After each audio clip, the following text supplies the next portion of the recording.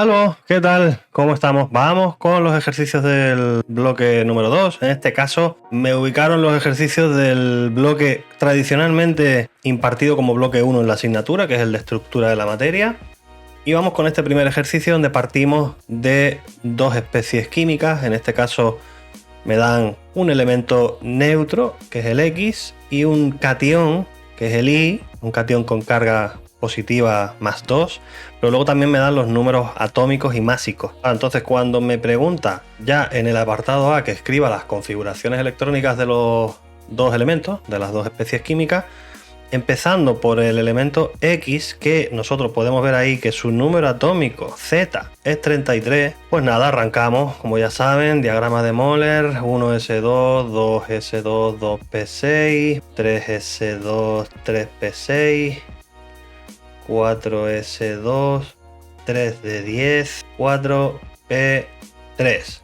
¿De acuerdo? Y luego el Y, que en principio tiene Z20, significa que en su estado neutro tendría 20 protones y 20 electrones, pero al tener carga de catión, 2 positivas, significa que ha perdido 2 electrones.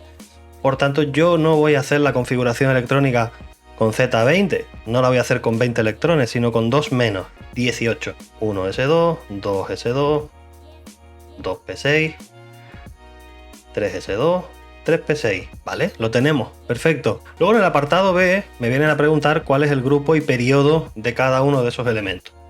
El elemento X, nosotros a través de su configuración electrónica podemos deducir que al tener 4 niveles energéticos, 4 capas de electrones, se encuentra en el periodo número 4, mientras que si observamos el último orbital en el que aparecen los electrones, los últimos electrones de su configuración electrónica, que es el P3, recuerden, P6 es la columna o grupo 18, que es la de los gases nobles. P3 serían 3 columnas anteriores, 3 grupos anteriores, sería el grupo 15. No me pide la familia, en este caso sería básicamente el grupo del nitrógeno, es la familia de los nitrogenoideos. Por otro lado, el elemento Y no podemos hacer caso del todo a la configuración electrónica que tenemos hecha porque es la configuración del catión. Se me ha olvidado poner aquí, por supuesto, que esto era el catión 2 más. Ahora sí está arreglado. Pero para yo poder deducir el periodo y el grupo, igual que hemos hecho con el elemento X, deberíamos, digamos, hacer caso a la configuración de su elemento neutro, de su versión neutra. En su versión neutra, básicamente su configuración electrónica, sin haber perdido los 2 electrones que originalmente tenía, terminaba en 4s2. Entonces, de esta forma yo puedo deducir que el periodo también es periodo 4, pues tiene también 4 capas de electrones o 4 niveles energéticos. Y además ya también puedo deducir que el grupo al que pertenece al terminar su configuración electrónica en S2 es un elemento del segundo grupo de la tabla, o sea, es un alcalino térreo. Bien, pues ya tendríamos aquí el apartado B. Apartado C, razones si podría existir en alguno de los dos elementos un electrón cuyos números cuánticos fuesen 3, 0, 1 y más un medio. Bueno, pues ya les digo yo que ni en ninguno de estos dos elementos, ni en ningún elemento en general, yo puedo encontrarme un número cuántico secundario L0 y que el grupo y que el número cuántico, magnético sea 1. Recuerden que M depende del valor de L, pudiendo adoptar valores comprendidos entre menos L y más L. Por tanto, el único valor posible para M sería 0. En este caso, si L es 0, M, el número cuántico magnético, solo podría valer 0. Hay una cosita que he olvidado responder del apartado B, que me acabo de dar cuenta y casi lo dejo por alto. Madre mía, mi cabeza. Justifique cuál de ellos tendrá un mayor valor de la energía de ionización. Bueno, el que tiene mayor valor de energía de ionización, fíjense que ambos se encuentran en la misma fila, en el mismo periodo de la tabla periódica. Sin embargo, este está en un grupo 15, está mucho más a la derecha. Los elementos que están más a la derecha dentro de un mismo periodo son los de mayor energía de ionización. Por tanto, tendrá mayor energía de ionización, el elemento X, dado que, en este caso, al estar en el mismo periodo, pero más a la derecha, tiene mayor carga nuclear efectiva. Recuerden que la energía de ionización era la energía necesaria para, digamos, arrancar o extraer un electrón a un elemento de su capa de valencia, y por tanto, si tú tienes, como aquí, que el elemento X es un elemento con mayor número atómico, de hecho lo pueden ver aquí, tiene 33 protones, muchos más que el otro elemento que tenía solo 20. O sea, es un átomo que tiene un núcleo más tocho, más grande, más pesado y con más carga. Por tanto, es capaz de atraer a los electrones de sus diferentes niveles energéticos con mayor intensidad. Por tanto, será mucho más difícil arrancarle o extraerle un electrón de su capa de valencia. Bien, pues casi lo tenemos. Nos falta ya solamente la preguntita de formulación, que no tiene nada que ver con estas dos especies químicas que hemos trabajado, así que vamos a borrar. En ese apartado de, ya saben, siempre me van a poner varios compuestos químicos, unos para formular, otros para nombrar. El primero es el sulfuro de cadmio. Lo curioso aquí es que normalmente cuando me daban el nombre me suelen dar los dos nombres, las dos nomenclaturas, pero en este caso solo me ha dado una opción. ¿Por qué? Porque realmente en sus dos nomenclaturas se nombra exactamente igual. Sulfuro de cadmio es la combinación de azufre con cadmio, pero claro, nosotros aquí tenemos que tener en cuenta que las valencias de los diferentes elementos, la valencia del cadmio es 2, pero la valencia del azufre, cuando está actuando, digamos, como parte no metálica, sería -2 también. Entonces al final, pues por eso desaparecen las valencias del cadmio y del azufre, se queda la fórmula así, tal cual, cadmio y azufre. Dibromuro de trioxígeno, sencillo al tener, digamos, la nomenclatura de prefijos numerales. Escribimos de derecha a izquierda, dibromuro de trioxígeno. Después tendríamos el hidróxido de amonio. Esto es un hidróxido de un grupo amonio que es NH4, así tal cual. Y luego tenemos las de nombrar, que por un lado me pone este compuesto F2SO4-3. Yo voy a poner sus dos nomenclaturas, en teoría bastaría con que pusiesen una. Esto es un sulfato de hierro 3, pero también lo podemos nombrar como tris tetraóxido sulfato de dihierro. Y el último compuesto, K2CrO4, esto es un cromato de potasio, o en su forma de nomenclatura de composición con prefijos sería el tetraóxido cromato de dipotasio. Bien, pues con esto terminado el ejercicio 2A, vamos entonces al 2B. Este de aquí es un ejercicio que se centra más en la parte de enlace químico, geometría de las moléculas, polaridad, etcétera. Tengan en cuenta que yo voy a hacer aquí una versión resumida. Saben que aquí nosotros tendremos que redactar de forma amplia una justificación para casi cualquier cosa que vayamos a escribir, pero yo simplemente voy a escribir lo básico aquí en la pizarra y ustedes tendrán que hacer el resto. Yo, para empezar, para poder realizar este ejercicio, deberíamos comenzar haciendo las configuraciones electrónicas de todos los elementos de las moléculas que componen el enunciado. En este caso me está pidiendo primero BF3, o sea, trifluoruro de boro. Entonces vamos a obtener la configuración electrónica del boro y del flúor. Flúor, su número atómico es 9 y el boro, el número atómico es 5. Me llama la atención que en este examen no dieron el dato de los números atómicos de estos elementos. Cuando los suelen dar, realmente los necesitamos. En caso de que suceda algo así en futuros exámenes y no vean el dato del número atómico o una masa atómica para ejercicios posteriores y demás, pídanlo, levanten la mano y pídanlo. En este caso yo, porque bueno, yo me lo sé de memoria. Boro 5, flúor 9, son elementos muy utilizados, muy habituales.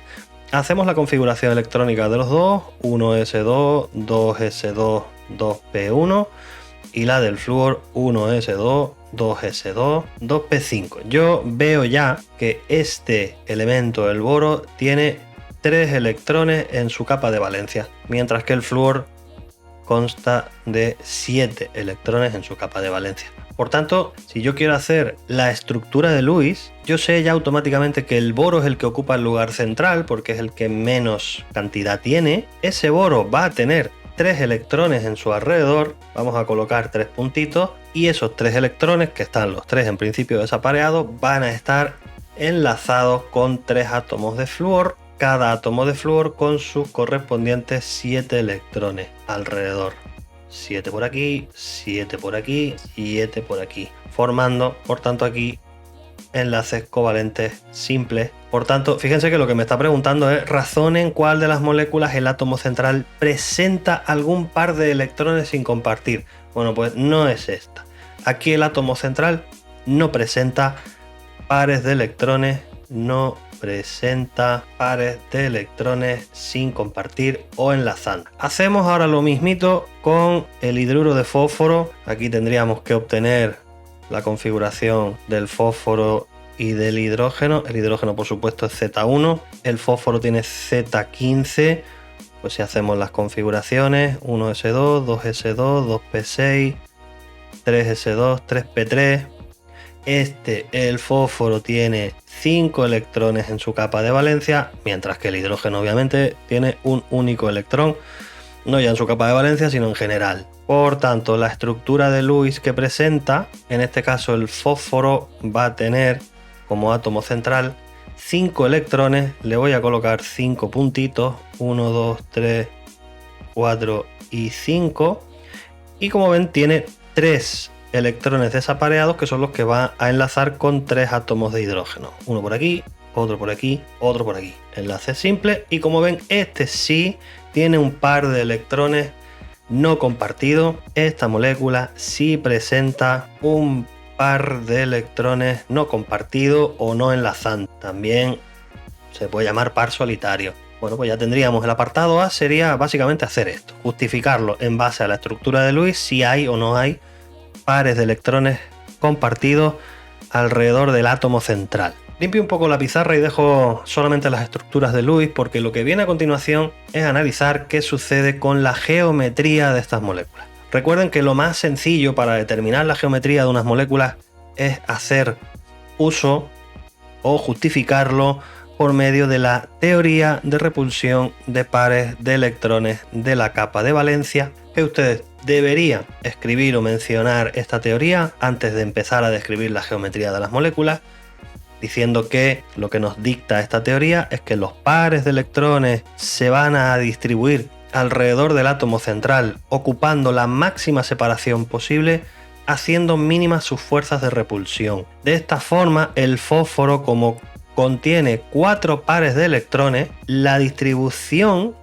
de dichos pares en el espacio sería en forma tetraédrica. Lo que sí es cierto es que aquí tiene el par no compartido, que vendría aquí como una especie de nubecita, y le metemos los 3 hidrógenos. La distribución de sus pares en el espacio es tetraédrica. Sin embargo, su geometría molecular final, ese par no compartido que tiene aquí, provoca que al final la geometría de la molécula sea una pirámide trigonal. Por otra parte, el trifluoruro de boro, el boro solo tiene 3 pares de electrones y los 3 son enlazantes. Por tanto, su distribución y geometría, la distribución de los pares de electrones alrededor de él y su geometría molecular final es trigonal plana. Trigonal plana. Lo tendríamos. Ustedes, por supuesto, como ya les he dicho, tendrían que justificar el por qué una es trigonal y por qué la otra es tetraédrica en su distribución y pirámide trigonal en su geometría. Siempre haciendo mención a esa teoría de repulsión. Y mantengo las geometrías ahí en la pizarra porque lo que me pide después es la polaridad. En el apartado C de la polaridad yo me voy a valer de esas geometrías para, digamos, analizar. Pues voy a empezar por esta, para, digamos, analizar la polaridad de esa molécula.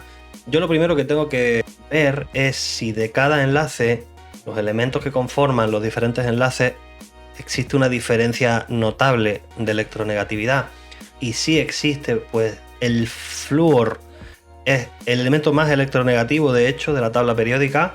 Por tanto, se genera aquí lo que se llama un momento dipolar, dado que al ser el flúor el elemento más electronegativo, atrae o es capaz de atraer con mayor fuerza al par de electrones que conforma ese enlace. Entonces, como tal, este enlace es polar, pero es que luego tienes aquí otro enlace donde se forma también el mismo momento dipolar y aquí tienes otro enlace donde se forma el mismo momento dipolar. Pero claro, la geometría de esta molécula es completamente simétrica. Entonces, al final, aunque los enlaces sean polares, pero si tú sumas vectorialmente estos momentos dipolares, terminan anulándose unos con otros. O sea, aquí podríamos decir que la sumatoria de momentos dipolares es nula, por tanto, la molécula es apolar. En la otra molécula lo que sucede es que los enlaces son fósforo e hidrógeno. Resulta que entre el fósforo e hidrógeno prácticamente no hay diferencia de electronegatividad. Por tanto, no se produce un momento dipolar en ninguno de esos enlaces. Digamos que es prácticamente nulo el momento dipolar. Sin embargo, al ser una geometría asimétrica debido a que es pirámide trigonal, al aparecerme este par de electrones no compartido o solitario, ese par de electrones que está aquí suelto, digamos, termina de alguna manera decantando la electronegatividad, termina decantando la polaridad de la molécula hacia esta zona que es donde se acumula la mayor parte de las cargas negativas. Por tanto, al final, esta molécula sí es polar, porque si bien sus enlaces no son polares, pero por su geometría sí. Recuerden, geometría simétrica totalmente, molécula polar. Geometría asimétrica, y esto sucede en las pirámides trigonales y en las geometrías angulares, como las moléculas de agua, ahí son moléculas polares sí o sí. Por supuesto, como les digo, esto tienen que justificarlo de forma redactada. Y ya terminamos con el apartado D, el de formulación y nomenclatura. Me pide aquí sulfuro de sodio. Aquí sí me pone las dos nomenclaturas, sulfuro de sodio o sulfuro de disodio. Esto es sulfuro de disodio, Na2S.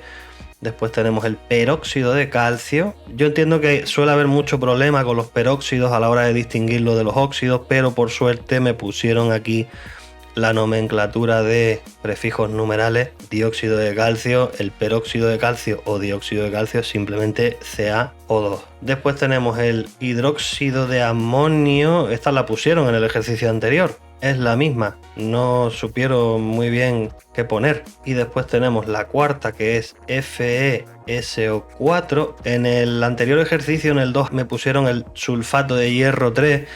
Este es sulfato de hierro 2 o tetraóxido sulfato de hierro. Y por último, el KMnO4. Este es el permanganato de potasio, o lo que es lo mismo, el tetraóxido manganato de potasio. Pues ya tenemos los dos ejercicios del bloque de estructura de la materia resueltos. Muchas gracias por escucharme y por verme. Nos vemos en próximos vídeos.